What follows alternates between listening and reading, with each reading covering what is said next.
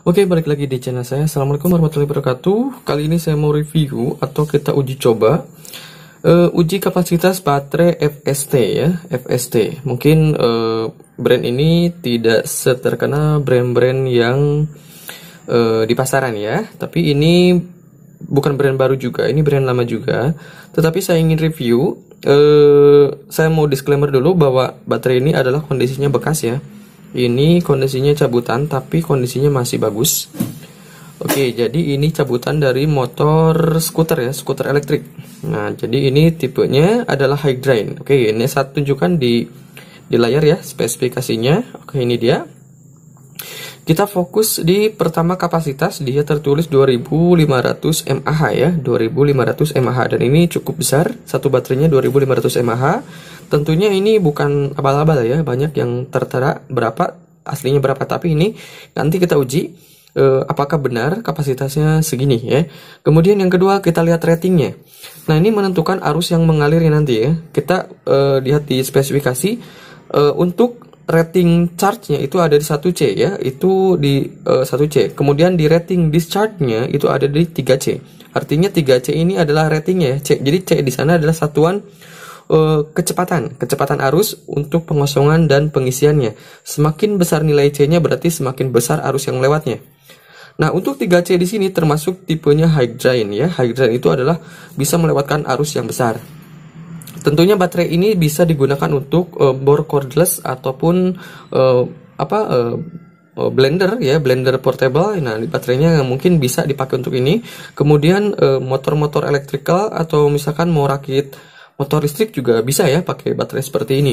Ataupun untuk kegunaan yang lain ya. Tentunya untuk pape juga bisa.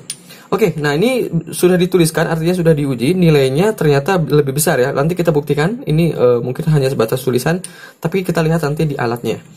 Oke, seperti biasa saya mengujinya menggunakan Litokala LI 500 tipenya Engineer ya. Oke, kita lihat. Nah, ini saya sudah melakukan uji coba, kita fokus ke sini. Sudah melakukan tes untuk keempat baterai, ini sampel ya. Nanti kalau kalian minat ya, jadi link pembeliannya ada di deskripsi. Jadi alat ini tidak bisa bohong ya, misalkan tertulis berapa tapi aslinya berapa. Jadi alat ini sudah diuji. Kita lihat ini ada 4 channel, ada 4 buah baterai yang sudah saya lakukan tes, dan ini cukup lumayan lama ya. Semakin besar kapasitas maka semakin lama pengujiannya. Nah, ini sudah di channel pertama, ini baterai yang ini ya, sama ya, tipenya sama semua nih, tipenya 2500 semua ya. Tapi yang tertulis di sini aslinya adalah sekitar, nah ini dia. Untuk channel pertama, di baterai pertama itu sekitar pengujiannya selama 9 jam lebih ya. Ini belum beres ya.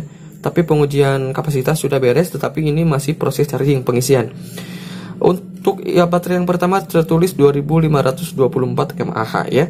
Dan kita fokus ke nilai MR, ini adalah nilai kapasitansi nilai resistansi, nilai resistansi internal dari sebuah baterai. Semakin nilainya kecil maka semakin bagus. Di bawah 50 saya kategorikan itu masih bagus. Oke, ini channel pertama. Channel yang kedua itu baterainya sama ya. Kapasitas yang terbaca 2550, jadi tidak melenceng, malahan bisa lebih dari tertulis, itu memang begitu harusnya. Dan resistansi internalnya 40 mR ya. Kemudian yang ketiga, nah ini besar, 2673 mAh. Jadi cukup besar ya. Walaupun kondisinya bekas, tetapi ini kondisinya masih bagus, masih prima. Dan resistansi internalnya 39 mR. Jadi kalau di atas 50 memang saya tidak rekomendasikan ya. Walaupun mungkin masih bisa dipakai, tetapi tidak dijamin bahwa bisa bertahan lamanya ya, walaupun kapasitasnya besar. Tapi kalau di bawah 50 itu biasanya masih lama ya penggunaannya. Yang keempat, nah ini besar, 2700, wow ini besar sekali ya. Nah, ini kapasitas resistansi internalnya 35 mR, jadi lebih kecil lagi. Jadi keempat baterai ini masih sangat layak digunakan ya untuk rakit-rakit ataupun untuk DIY ya, yang suka rakit-rakit elektronik. Nah, ini bisa ya digunakan. Kemudian contoh penggunaannya seperti apa? Oke, jadi penggunaannya sebenarnya banyak ya caranya, aplikasinya terserah kalian mau digunakan untuk apa, mau dirakit untuk power bank juga bisa, lebih bagus malahan ya. Kemudian dirakit untuk motor-motoran juga bisa. Nah, ini saya sudah buat alat atau misalkan holder ya, untuk dipasangkan di motor-motoran anak ya, ataupun mau buat UPS juga bisa. Ini ya seperti ini, nanti ada sekun, tinggal colok-colok. Nah, jika kalian minat nanti linknya ada di deskripsi ya. Cuma nanti pilihan baterainya ya. Nah, Nanti pilihan baterainya itu ada dua jenis ya. Yang pertama yang biru, mungkin ini adalah yang universal. Ini bukan tipe high drain. Saya ulangi lagi, ini bukan tipe high drain. Baterai ini hanya bisa digunakan untuk yang arus rendah, misalkan buat kipas angin mini gitu ya. Ini bisa misalkan Bluetooth speaker ataupun mikrofon atau karaoke ya, kayak gitu. Karaoke yang portable itu bisa kayak gini-gini. Intinya yang arusnya rendah ini bisa. Untuk yang arusnya tinggi, yang membutuhkan arus tinggi, misalkan kayak motor, itu saya rekomendasikan yang tipe high drain. Ya, kenapa? Apa sih bedanya? Apa sih beda yang paling mendasar? Ya, itu tadi yang saya bilang di awal adalah untuk rating arus discharge-nya ya, arus pengeluarannya. Nah, kalau yang tipe high drain itu bisa lewat arusnya lebih dari 10 ampere satu baterai ini ya. Mungkin ada yang bisa 20 ampere dan sejenisnya. Tapi yang bukan tipe high drain seperti ini, arusnya itu sekitar 5 ampere maksimal. Jadi kecil sekali ya. Jadi kalau ditaruh di motor, dia akan lebih cepat ngedrop kalau baterai ini. Ya, artinya bukan rusak tapi lebih cepat habis. Tapi yang ini bisa lebih bertahan lebih lama. Itu mungkin yang gambaran kasar perbedaan antara high drain dan tipe high drain. Jadi yang high drain tadi bisa melewatkan arus yang sangat besar walaupun tipenya sama, ukurannya sama, secara fisik mungkin mirip banget ya. Dan untuk yang bukan tipe high drain itu hanya bisa melewatkan arus yang sangat kecil. Tapi sama-sama baterai, sama-sama bisa dicas ya, tegangannya mau sama, tapi yang membedakan adalah arus keluarannya seperti apa.